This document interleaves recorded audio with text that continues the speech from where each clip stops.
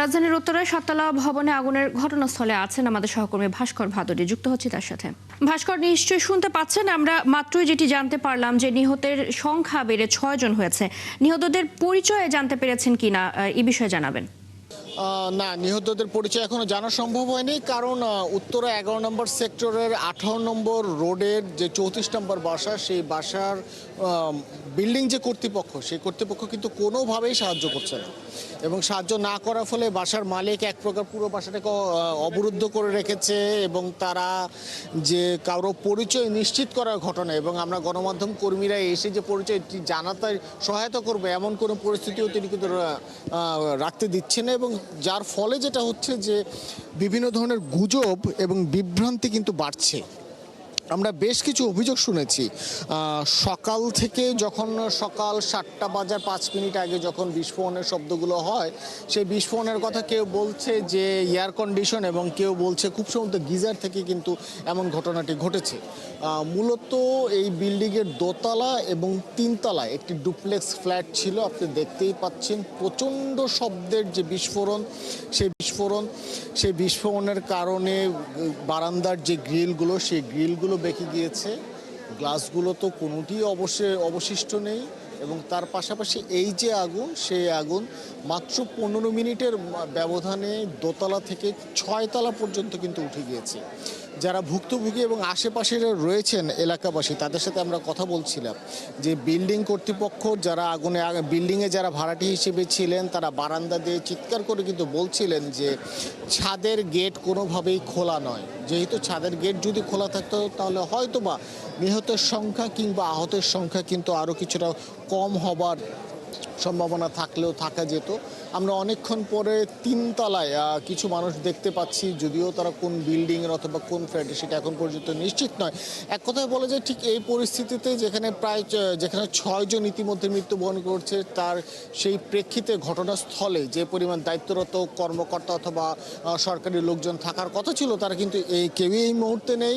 আইনশৃঙ্খলা রক্ষাকারী বাহিনীর সদস্যরা বাড়ির ভেতরে কাউকে প্রবেশ করতে দিচ্ছে না, এবং তার ফলে যেটি হচ্ছে যে যেভাবে পারছে নির্দিষ্ট অথবা অনির্দিষ্টভাবে যে তথ্যগুলো কিন্তু প্রচার করে যাচ্ছে, যার ফলে সুনির্দিষ্ট তথ্যটি খুঁজে পেতেও কিন্তু সমস্যা হচ্ছে।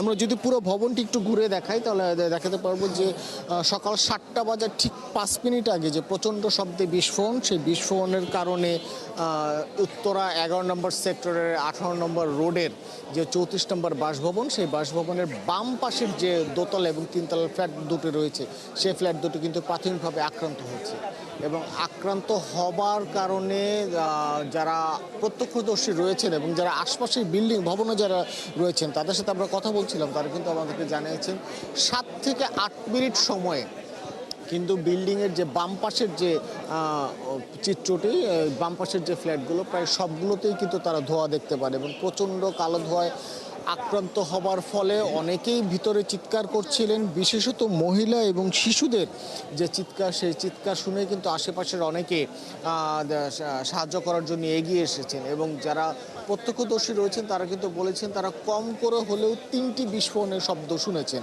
এবং আমি যদি ক্যামেরার মাধ্যমে আরেকটু দেখানোর চেষ্টা করি যে এত প্রচণ্ড বিস্ফোরণ হয়েছে, সেই বিস্ফোরণের কারণে যে ভবনের বাম পাশের দোতলার কোনো গ্লাসই কিন্তু আর অবশিষ্ট নেই, এবং একই সাথে যে গ্রিলগুলো রয়েছে, জানলার যে গ্রিলগুলো, সেই গ্রিলগুলো কিন্তু সবই বেঁকে গিয়েছে। সুতরাং আপনারা বুঝতেই পারছেন যে বিস্ফোরণের যে ভয়াবহতা, সেই ভয়াবহতা ঠিক কতটুকু। আবারও বলছি যে এলাকাবাসী যারা রয়েছেন তারা কিন্তু বলছেন যে ফ্ল্যাটের ভেতরে আহত অবস্থায় যারা ছিলেন, তারা কিন্তু প্রচণ্ড অবস্থায় চিৎকার করছিলেন, এবং তারা বলছিলেন যে কোনোভাবে তারা ছাদে যেতে পারছেন না।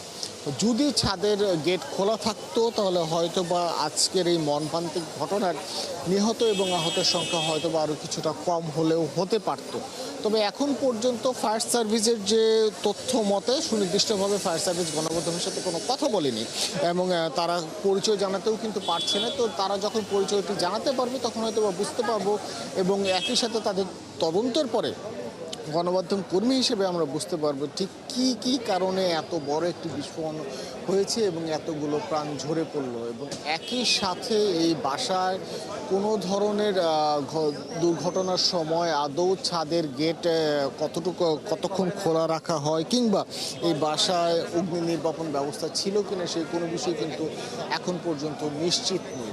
তবে যারা ছিলেন আমরা এলাকাবাসী এবং আশেপাশের ভবনে যারা বাস করেন তাদের সাথে আমরা কথা বলছিলাম, তারা কিন্তু বলছেন যে ঠিক নির্দিষ্ট সময় অর্থাৎ 5 থেকে 7 মিনিটের মাঝে কিন্তু ফায়ার সার্ভিসের কর্মীরা কিন্তু এই ভবনের সামনে এসেছেন, কিন্তু যেহেতু প্রতিটি জানালায় এসএস গ্রিল, সেই এসএস গ্রিল কেটে বের করতে যে এসএস গ্রিল কেটে মানুষগুলোকে বের করতে যাওয়ার ফলে কিন্তু সময়টা অনেক বেশি লেগেছে এবং যেহেতু শুক্রবার সরকারি ছুটির দিন, সেই ছুটির দিনে যেহেতু সবাই একটু দেরি করে ঘুম থেকে উঠে সেই প্রবণতা থাকার কারণে হয়তো বা যে নিহতের সংখ্যা কিংবা আহতের যে সংখ্যা সেই সংখ্যা কিন্তু বেড়েই চলছে। তবে আমরা আরেকটি বিষয় নিশ্চিত করতে চাচ্ছি যে হাসপাতালে যারা যারা ভর্তি রয়েছেন তাদেরও কিন্তু বেশ কিছুটা শঙ্কার ভিতরে রয়েছে, হয়তো বা যদি দ্রুততম সময় তাদের আরও উন্নত চিকিৎসার ব্যবস্থা না দেওয়া যেতে পারে তাহলে হয়তো বা যে নেতিবাচক যে সংবাদ সেই সংবাদের সংখ্যাও হয়তো বা আরও বাড়বে।